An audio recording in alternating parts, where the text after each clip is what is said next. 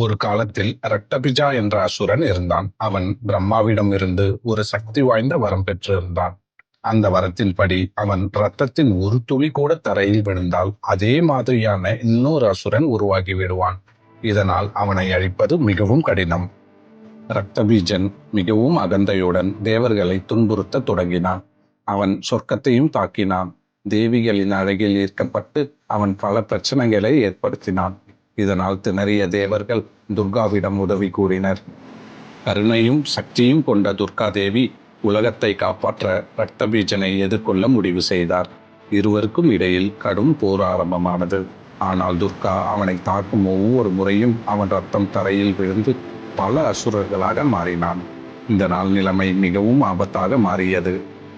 இந்த பிரச்சனையை சமாளிக்க துர்கா தேவி தனது கொடிய வடிவமான காளியாக அவதரித்தார்.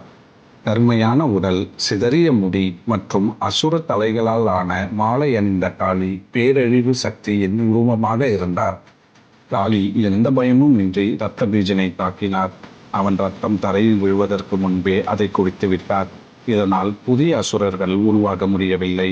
இறுதியில் காளியின் அதிரடியான போராட்டத்தால் ரத்தபீஜன் அழிக்கப்பட்டான். ஆனால் அந்த இரத்தத்தை குடித்ததால் காளியின் கோபம் அதிகரித்தது. அவர் உலகம் முழுவதும் அழிவை ஏற்படுத்த தொடங்கினார். இதை தடுக்க தேவர்கள் சிவனிடம் உதவி கேட்டனர். சிவபெருமான் காளி செல்லும் பாதையில் படுத்துக் கொண்டார்.